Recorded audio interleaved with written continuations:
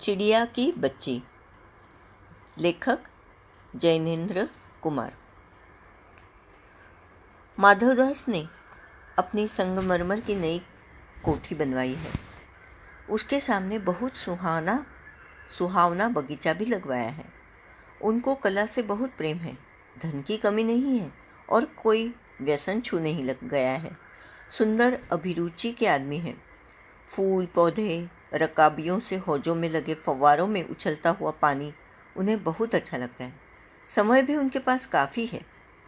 शाम को जब दिन की गर्मी ढल जाती है और आसमान कई रंग का हो जाता है, तब कोठी के बाहर चबूतरे पर तख्त डलवाकर मसनद के सहारे वह गलीचे पर बैठते हैं और प्रकृति की छटा निहारते हैं।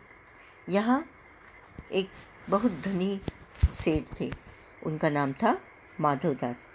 बहुत अमीर थे, इसीलिए उनकी कोठी जो थी नई थी, संगमरमर की थी। उसके सामने सिर्फ कोठी बना के फ़ायदा नहीं, क्योंकि अमीर थे ना। मनोरंजन के साधन भी होने चाहिए, दिल को बहलाने के लिए कोई साधन हो। तो उस कोठी के सामने बहुत सुहावना बगीचा भी उन्होंने लगवा दिया था और बगीचे में अच्छे अच्छे फूल पौधे थे। कला से बहुत प्रेम था और धन की कोई कमी नहीं थी। एक अच्छी बात यह थी कि उन्हें व्यसन नहीं था। व्यसन यानी शराब का नशा या तंबाकू, सिगरेट, ऐसी कोई बात वो नहीं करते थे। सुंदर अभिरुचि के आदमी थे। अभिरुचि यानी पसंद, टेस्ट जिसे कहा जाता है। फूल पौधे, रकाबियों से हौजों में लगे फव्वारों में उछलता हुआ पानी उन्हें बहुत अच्छा लगता था, इसलिए फाउंटेन भी लगवाया था उन्होंने बगीचे में और वो देखने में काफ़ी सुंदर था, रोमांचकारी था। समय अच्छा था उनके पास। तो शाम को जैसे ही दिन ढल जाती, गर्मी ढल जाती है, दिन ढल जाता, आसमान कई रंग का होता, तो वो कोठी के बाहर गार्डन में आकर बैठते, चबूतरे पर तख्त डलवा कर मसनद के सहारे। मसनद यानी लोड, जिस पर आराम से टेका जा सकता है, और प्रकृति की छटा निहारते। इनमें मानो उनके मन को तृप्ति मिलती है। मित्र हुए तो उनसे विनोद चर्चा करते हैं, नहीं तो पास रखे हुए फर्शी हुक्के की सटक को मुंह में दिए ख्याल में संध्या को स्वप्न की भांति गुजार देते हैं। बहुत वक्त था उनके पास, मित्र दोस्तों से गप्पे करना जानते थे, नहीं तो थोड़ा बहुत कभी कभी हुक्का पी लेते थे और आराम से प्रकृति का नज़ारा निहारते रहते। आज कुछ बादल थे, घटा गहरी नहीं थी, धूप का प्रकाश उनमें से छन छन कर आ रहा था। माधवदास मसनद के सहारे बैठे थे, उसी तरह रोज जैसे वो बैठते थे, आराम फरमाते थे। लोड के सहारे बैठकर इर्द गिर्द होने वाले जो बदलाव होते हैं शाम के वक्त, उसका मज़ा लूट रहे थे। माधवदास को जिंदगी में क्या स्वाद नहीं मिला है, पर जी भरकर भी कुछ खाली सा रहता है। यहाँ उन्होंने बताया कि बहुत कुछ था उनके पास, कहने को पैसा, नौकर चाकर, बंगला, बगीचा, सुख सामान, लेकिन फिर भी एक कोई ऐसी खटक थी उनके मन में कि दिल बेचैन सा रहता। वो खुश नहीं थे। उस दिन संध्या समय उनके देखते देखते सामने की गुलाब की डाली पर एक चिड़िया आन बैठे। चिड़िया बहुत सुंदर थी। उसकी गर्दन लाल थी और गुलाबी होते होते किनारों पर ज़रा ज़रा नीली पड़ गई थी। बहुत सुंदर चिड़िया थी, पक्षी वो बहुत ही सुंदर था। गर्दन लाल रंग की थी और थोड़ी सी गुलाबी होते होते आजू बाजू में थोड़े नीले रंग के थे। पंख ऊपर से चमकदार स्याह थे, डार्क कलर के। उसका नन्हा सा सिर तो बहुत प्यारा लगता था और शरीर पर चित्र विचित्र चित्रकारी भी थी। चित्रकारी ऐसे डेकोरेट डिज़ाइन कह सकते, लेकिन चिड़िया जो है उस पर अलग अलग रंगों की जो छटाएं होती है, उसी को चित्रकारी माना है। चिड़िया को तो मानो माधवदास की सत्ता का कुछ पता नहीं था और मानो तनिक देर का आराम भी उसे नहीं चाहिए था। आराम, विश्राम, तनिक, थोड़ा सा, उसे कुछ भी नहीं था चाहिए था। एक यहाँ बैठती, वहाँ बैठती, यहाँ फुदकती, इस पेड़ पर फुदकती, इस डाली पर मज़े लेती, कभी पर हिलाती थी, कभी फुदकती थी, पर यानी पंख। वह खूब खुश मालूम होती थी, अपनी नन्ही सी चोंच से प्यारी प्यारी आवाज़ निकाल रही थी। तो माधवदास जी के बगीचे में आकर गुलाब के पौधे पर वो बैठ गई थी और वहाँ का नज़ारा देखकर बड़ी खुशी से फुदक रही थी। माधवदास को वह चिड़िया बड़ी मनमानी लगी। उसकी स्वच्छंदता बड़ी प्यारी जान पड़ती थी। चिड़िया आज़ाद थी, उससे किसी ने कैद नहीं किया था। छोटी थी, मासूम थी, यहाँ वहाँ फुदकना ही उसकी ज़िंदगी थी। कुछ देर तक वो उस चिड़िया का इस डाली से उस डाली थिरकना देखते रहे। इस समय वो अपना बहुत कुछ भूल गए। उन्होंने उस चिड़िया से कहा, आओ, तुम बड़ी अच्छी आई। यह बगीचा तुम लोगों के बिना सूना लगता है। सुनो चिड़िया, तुम खुशी से यह समझो कि यह बगीचा मैंने तुम्हारे लिए ही बनवाया है। तुम बेखटके यहाँ आया करो। अब माधवदास जी ने अकेले थे वे चिड़िया को उस बगीचे में रोज़ आने का न्योता दिया और कहा कि मानो ये बगीचा जो है ना, वो मैंने तुम्हारे लिए ही बनवाया है। जब जी चाहो आओ, फुदको। मुझे तुम्हें देखना अच्छा भी लगता है। चिड़िया पहले तो और सावधान रही। वो सावधान नहीं थी, उसे नहीं पता था कौन मुझसे बात कर रहा है, क्या हो रहा है। फिर जानकर कि बात उससे की जा रही है, वो एकाएक तो घबराई। फिर संकोच को जीत कर बोली, मुझे मालूम नहीं था कि यह बगीचा आपका है। मैं अभी चली जाती हूँ। पल भर सांस लेने मैं यहाँ टिक गई थी। थोड़ी देर के लिए थोड़ा आराम करने, विश्रांति लेने मैं यहाँ बैठ गई थी। माफ़ करना, मुझे नहीं पता था कि यह बगीचा आपका है। माधवदास ने कहा, हाँ, बगीचा तो मेरा है। यह संगमरमर की कोठी भी मेरी है। लेकिन इन सबको तुम अपना भी समझ सकती हो। सब कुछ तुम्हारा है। तुम कैसी भोली हो, कैसी प्यारी हो। जाओ नहीं, बैठो। मेरा मन तुमसे बहुत खुश होता है। इतनी सुंदर, प्यारी, रंग बिरंगी, चहचहाती चिड़िया को देखकर किसी का भी मन बहल सकता है। माधवदास जी वैसे भी अकेले थे। उन्होंने उस चिड़िया से कहा कि तुम यहाँ बैठो, डरो मत। थोड़ा बहुत ज़्यादा वक्त तुम यहाँ बिता सकते हो। कई दिनों तक यहाँ आ जा सकते हो। समझना, ये बगीचा, ये सब तुम्हारा ही अपना है। और मेरा मन तुमसे बहुत खुश होता है। चिड़िया बहुत कुछ सकुचा गई। उसे बोध हुआ कि यह उससे गलती तो नहीं हुई कि वह यहाँ बैठ गई है। उसका थिरकना रुक गया। जो मज़े में यहाँ वहाँ फुदक रही थी, वह रुक गई, डर गई थोड़ी सी। भयभीत सी वह बोली, मैं थक कर यहाँ बैठ गई थी, मैं अभी चली जाऊँगी। बगीचा आपका है, मुझे माफ़ करें। माधवदास ने कहा, मेरी भोली चिड़िया, तुम्हें देखकर मेरा चित्त यानी मन प्रफुल्लित हुआ है। मुझे बहुत खुशी हुई है तुम्हें देखकर। मेरा महल भी सुना है, वहाँ कोई भी चहचहाता नहीं है। तुम्हें देखकर मेरी रागनिकों का जी बहलेगा। तुम कैसी प्यारी हो, यहाँ ही तुम क्यों न रहो। तुम यहाँ आ जाओ। तुम्हारे आने से मेरा दिल बहुत बाग बाग हो जाता है। अच्छा लगा मुझे तुम्हें यहाँ देखकर, और मेरा महल जो है वो भी बहुत सूना है। तो तुम यहाँ आकर रुको। चिड़िया बोली, मैं माँ के पास जा रही हूँ, सूरज की धूप खाने और हवा से खेलने और फूलों से बात करने। मैं ज़रा घर से उड़ आई थी, अब सांझ हो गई है और माँ के पास जा रही हूँ। अभी अभी मैं चली जा रही हूँ, आप सोच न करें। इस तरह से चिड़िया ने कहा कि मुझे माफ़ करना, मैं तो यूं ही 2 मिनट के लिए यहाँ बैठ गई थी। सूरज की धूप खाना चाहती थी, हवा से खेलना चाहती थी, फूलों पर मंडराना चाहती थी, यहाँ वहाँ उड़ना चाहती थी, तो घर से दूर यहाँ चली आई। अब जबकि सांझ होने को है, मुझे माँ के पास जाना है। आप चिंता न करें। माधवदास ने कहा, प्यारी चिड़िया, पगली मत बनो। देखो तुम्हारे चारों तरफ कैसी बहार है। देखो वो पानी खेल रहा है ना, उधर गुलाब हंस रहा है। भीतर महल में चलो, जाने क्या क्या न पाओगी। मेरा दिल वीरान है। अब माधवदास जी अपनी सच्चाई पर उतर आए। उन्होंने कहा कि पगली मत बनो इस तरह से।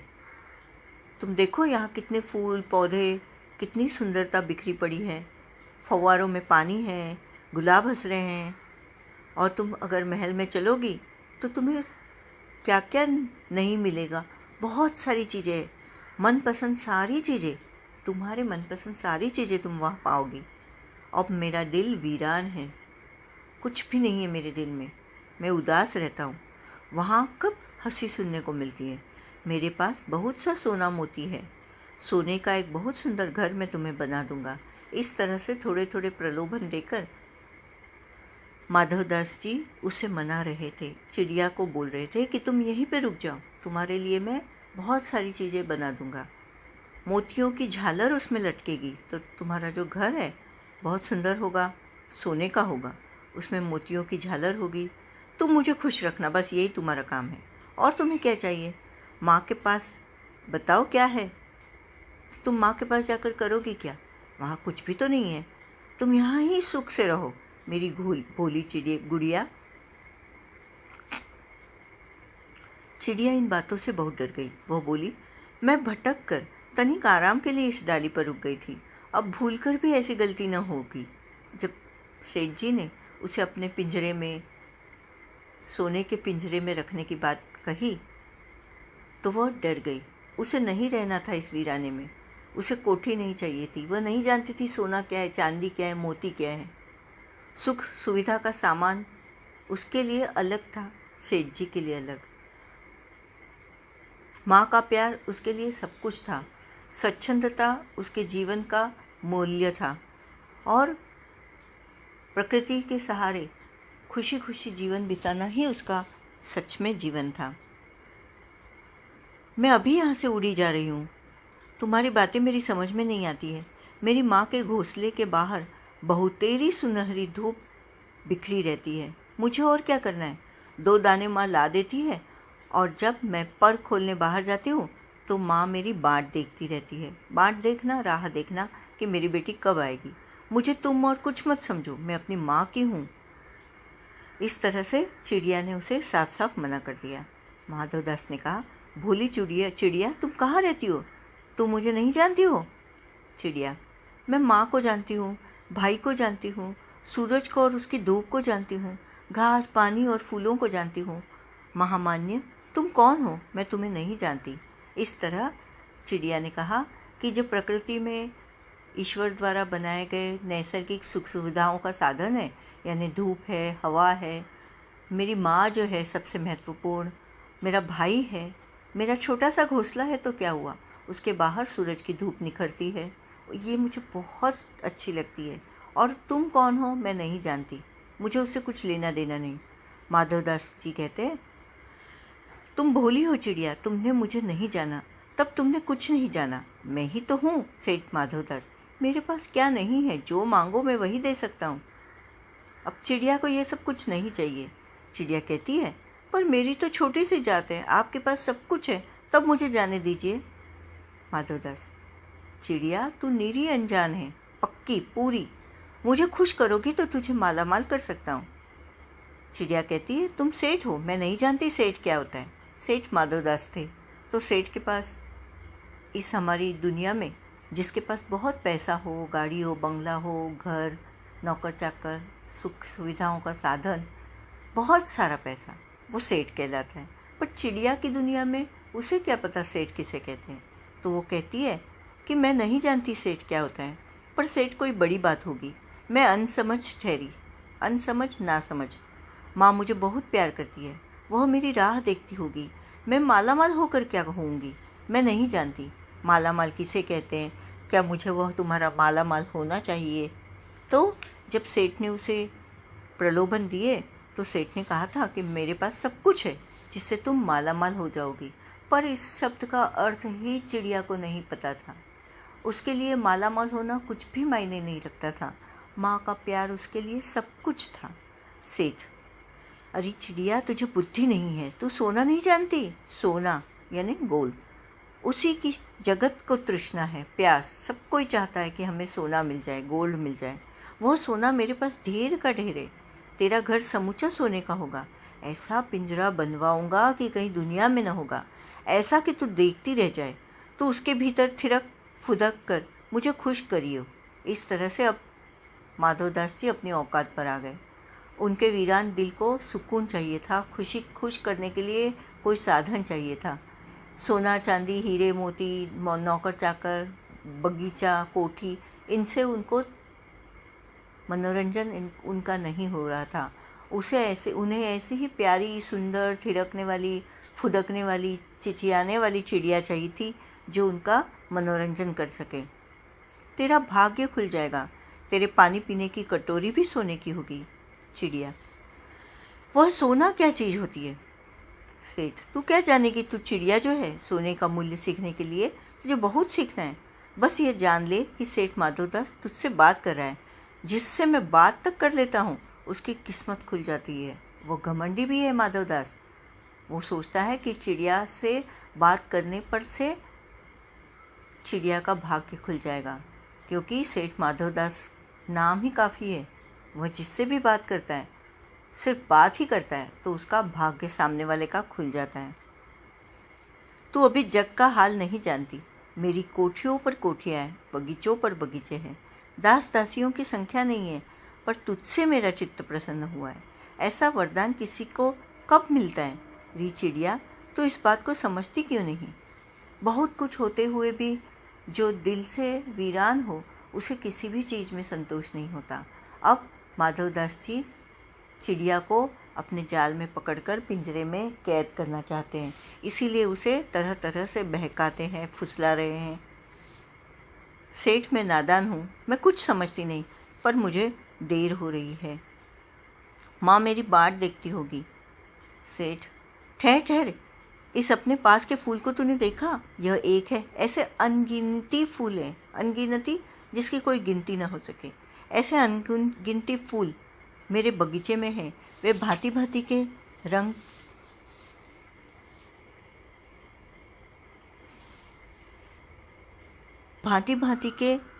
रंग के हैं, तरह तरह की उनकी खुशबू है। चिड़िया, तैने मेरा चित्त प्रसन्न किया है। तैने यानी तूने। और वे सब फूल तेरे लिए खिला करेंगे। वहाँ घोंसले में तेरी माँ है, पर माँ क्या है? इस बाहर के सामने तेरी माँ क्या है? वहाँ तेरे घोंसले में कुछ भी तो नहीं है। तू अपने को नहीं देखती? कैसी सुंदर तेरी गर्दन, कैसी रंगीन देह। तू अपने मूल्य को क्यों नहीं देखती? मैं तुझे सोने से मढ़कर तेरे मूल्य को चमका दूंगा। तैने मेरे चित्त को प्रसन्न किया है, तू मत जा, यहीं रह। इस तरह से अलग अलग बातें करके सेठ माधवदास जी उसे रोकने की कोशिश करते हैं। वो कहते हैं कि तेरी माँ के पास क्या है? कुछ भी तो नहीं है, पर तू यहाँ रह, तो तेरा मूल्य मैं समझता हूँ और मैं तुम्हें सोने से मढ़ूंगा और तू बहुत खुश हो जाएगी। क्यों? क्योंकि तूने मुझे खुश किया है। चिड़िया कहती है, सेठ, मैं अपने को नहीं जानती, इतना जानती हूँ कि मेरी माँ है और मुझे यहाँ देर हो रही है। सेठ, मुझे रात मत करो, रात में अंधेरा बहुत हो जाता है और मैं राह भूल जाऊँगी। इस तरह से उसने कहा, चिड़िया ने, कि अब जैसे ही रात होती है अंधेरा छा जाता है और फिर मेरा घर के तरफ उड़ना मुश्किल हो जाएगा। सेठ ने कहा, अच्छा चिड़िया, जाती हो तो जाओ, पर इस बगीचे को अपना ही समझो, तुम बड़ी सुंदर हो। यह कहने के साथ ही सेठ ने एक बटन दबा दिया। अब बहुत सारी मिन्नतें बार बार कहने के बावजूद भी, मिन्नतें करने के बावजूद भी जब चिड़िया रुकने का नाम नहीं ले रही थी, तो सेठ जी ने दगा किया, उसके साथ धोखा किया। एक बटन दबाकर दूर कोठी के अंदर आवाज़ हुई, जिससे एक दास यानी एक नौकर झटपट बाहर भागकर आ गया। यह सब क्षण भर में हो गया, क्षण भर, पल भर में, और चिड़िया कुछ भी नहीं समझी कि ये क्या हो रहा है। सेठ कहते रहे और उसको बहकाते रहे ताकि वो वहीं बैठी रहे और नौकर उसे पकड़ सके। तुम अभी माँ के पास जाओ, माँ बाट देखती होगी, पर कल आओगी ना? कल आना, परसों आना, रोज़ आना। यह कहते कहते दास को सेठ ने इशारा कर दिया और वह चिड़िया को पकड़ने के जतन में चला। वो कोशिश कर रहा था नौकर कि चिड़िया को पकड़ ले। सेठ कहते रहे, सच तुम बड़ी सुंदर लगती हो। तुम्हारे भाई बहन है? कितने भाई बहन हैं? चिड़िया नादान थी, छोटी सी थी, मासूम थी। उसे माधवदास जी का बहकाना समझ में नहीं आया कि इस तरह से बातों में उसे क्यों उलझा रहे हैं। चिड़िया ने जवाब दिया, 2 बहन 1 भाई, पर मुझे देर हो रही है। हाँ हाँ, जाना, अभी तो उजेला है, 2 बहन 1 भाई है, बड़ी अच्छी बात है। पर चिड़िया के मन के भीतर जाने क्यों चैन नहीं था। वह चौकन्नी हो चारों ओर देखती थी। उसने कहा, सेठ मुझे देर हो रही है। सेठ ने कहा, देर अभी कहाँ, अभी उजेला है। मेरी प्यारी चिड़िया, तुम अपने घर का इतने और हाल सुनाओ, भय मत करो। चिड़िया ने कहा, सेठ मुझे डर लग रहा है, माँ मेरी दूर है, रात हो जाएगी तो राह नहीं सूझेगी। इतने में चिड़िया को बोध हुआ, पता चला कि जैसे कठोर स्पर्श उसके देह को छू गया। वह चीख देकर चिचियाई और एकदम उड़ी। नौकर के फैले हुए पंजे में वह आकर भी नहीं आ सकी। तब वह उड़ती हुई एक सांस में माँ के पास गई और माँ की गोद में गिरकर सुबकने लगी। ओ माँ, सुबकना यानी रोना। माँ ने बच्ची को छाती से चिपटाकर पूछा, क्या है मेरी बच्ची, क्या है? पर बच्ची काँप काँप कर माँ की छाती से और चिपक गई। बोली कुछ नहीं, बस सुबकती रही। ओ माँ। बड़ी देर में उसे ढाढ़स बंधा और तब वह पलक बंद करके उस छाती में ही चिपक कर सो गई, जैसे अब पलक न खोएगी। इस तरह चिड़िया की ये कहानी खत्म हुई। धन्यवाद। प्रश्न अभ्यास। कहानी से किन बातों से ज्ञात होता है कि माधवदास का जीवन संपन्नता से भरा था और किन बातों से ज्ञात होता है कि वह सुखी नहीं था। सेठ माधवदास की कोठी नई संगमरमर की थी। कोठी के सामने सुहावना बगीचा था। धन की कमी न थी। फूल पौधे फव्वारों से बगीचे की शोभा बढ़ाई थी। शाम ढलते ढलते कोठी के बाहर चबूतरे पर तख्त डलवाकर प्रकृति को वह निहारते। घर में नौकरों की कमी न थी। घर में सोना चांदी मोती और बहुत कुछ था। इतनी संपन्नता होते हुए भी वे सुखी न थे। सब कुछ होते हुए भी वे जी में खालीपन अनुभव करते थे। इन सभी चीज़ों के होते हुए भी वे दिल से सुखी न थे। दूसरा सवाल, माधवदास क्यों बार बार चिड़िया से कहता है कि यह बगीचा तुम्हारा ही है? क्या माधवदास निस्वार्थ मन से ऐसा कह रहा था? स्पष्ट कीजिए। माधवदास को चिड़िया की सुंदरता बहुत भा गई। वह चाहते थे कि यह प्यारी चिड़िया सदा उनके बगीचे में रहे। बार बार ये बात कहकर वे उसे मना रहे थे। माधवदास जी का यह कहना निस्वार्थ भाव से न था। वह चिड़िया को महल के पिंजरे में बंद करके रखना चाहते थे। जब चाहे उसे अपनी मर्जी से देखे और उसकी चहचहाहट सुने। तीसरा सवाल, माधवदास के बार बार समझाने पर भी चिड़िया सोने के पिंजरे और सुख सुविधाओं को कोई महत्व नहीं दे रही थी। दूसरी तरफ माधवदास की नज़र में चिड़िया की जिद का कोई तुक न था। माधवदास और चिड़िया के मनोभावों के अंतर क्या थे, अपने शब्दों में लिखिए। माधवदास धनी थे। उनके लिए पैसा, कोठी, सोना चांदी, नौकर चाकर ही सब कुछ था। चिड़िया को इन बातों का पता तक न था। वह मासूम थी। माँ का प्यार, थोड़े से अनाज के दाने, खुले आसमान में उड़ना, फूलों का आनंद लेना, सूरज की धूप, उसके लिए सब कुछ था। माधवदास का बगीचे में रहना उसे पसंद न था। शाम होने से पहले वो माँ के पास जाना चाहती थी। खुले आसमान में स्वच्छंद होकर उड़ना उनका स्वभाव था। बंधन उसे अमान्य था। दूसरी तरफ माधवदास जी चिड़िया को बेवकूफ़ समझते थे, जो इतनी चीज़ों को छोड़कर वापस जाने का मन रखती है। सोना चांदी, अच्छा दाना, सोने की कटोरी, उनके लिए इन सब का कोई महत्व नहीं था। मतलब चिड़िया के लिए नहीं था, लेकिन सेठ जी के लिए बहुत कुछ था। चौथा सवाल, कहानी के अंत में नन्ही चिड़िया का सेठ के नौकर के पंजे से भाग निकलने की बात पढ़कर तुम्हें कैसा लगा? 40, 50 या इससे कुछ अधिक शब्दों में अपनी प्रतिक्रिया लिखिए। कहानी के अंत में चिड़िया नौकर के चंगुल से निकलकर उड़ गई। ये बहुत अच्छा हुआ। चिड़िया माँ का प्यार, स्वच्छंदता, खुली हवा चाहती थी। माधवदास उसे अपनी बातों में बहका कर नौकर द्वारा कैद कर रखना चाहते थे और यह धोखा था। अगर नौकर उसे पकड़ लेता तो सुंदर चिड़िया को पूरी जिंदगी पिंजरे में कैद होकर गुजारनी पड़ती। माधवदास जैसे स्वार्थी के चंगुल से बचने में वह कामयाब हुई। ये मुझे बहुत अच्छा लगा। प्रश्न 5वां, माँ मेरी बाट देखती होगी। नन्ही चिड़िया बार बार इसी बात को कहती है। आप अपने अनुभव के आधार पर बताइए कि हमारी ज़िंदगी में माँ का क्या महत्व है। हर एक की ज़िंदगी में माँ का स्थान अहम होता है। माँ हमेशा बच्चों के साथ रहती है। सुख हो या दुख, माँ बच्चों पर किसी प्रकार की आँच आने नहीं देती। बच्चों को जन्म देकर उसका पालन पोषण, संस्कार, स्नेह आदि देकर हमें सफलता की ओर वो ले जाती है। बच्चों को हर तरह की सुख सुविधा देकर माँ बच्चों का जीवन यादगार बना देती है। माँ का कर्जा हम कभी नहीं उतार सकते। इस कहानी का कोई और शीर्षक देना हो तो आप क्या देना चाहेंगे और क्यों? यहाँ उन्होंने बताया है कि 5वें सवाल में थोड़ा, इसीलिए जब चिड़िया के बगीचे में देर होने चिड़िया को लगती है तो वह रह रहकर यही कहती है कि माँ मेरा इंतज़ार कर रही होगी। इस कहानी का शीर्षक नन्ही चिड़िया शीर्षक पूर्ण रूप से उपयुक्त होगा। वह छोटी सुंदर प्यारी चिड़िया है, छोटी है, स्वच्छंदता से घूमना उसका स्वभाव है। माधवदास का नौकर जब उसे पकड़ने दौड़ा तो वह उड़कर माँ की गोद में जाकर रुकी। सारी रात माँ की गोद में सोती रही।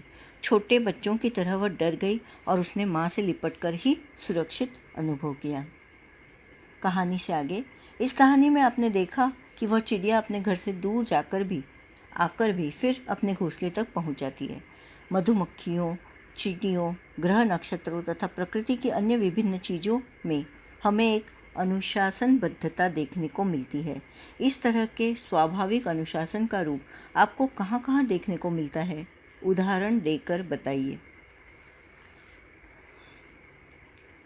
पशु पक्षी दिन भर विचरण करते हैं पर शाम होते ही अपने घरोंदे में लौटते हैं।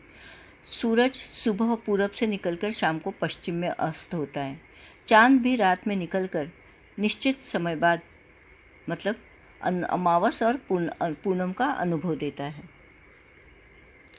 दूसरा, सोचकर लिखिए कि यदि सारी सुविधाएं देकर एक कमरे में आपको सारे दिन बंद रहने को कहा जाए तो क्या आप स्वीकार करेंगे? आपको अधिक प्रिय क्या होगा, स्वाधीनता या प्रलोभनों वाली पराधीनता? ऐसा क्यों कहा जाता है कि पराधीन व्यक्ति को सपने में भी सुख नहीं मिल पाता? नीचे दिए गए कारणों को पढ़ें और विचार करें।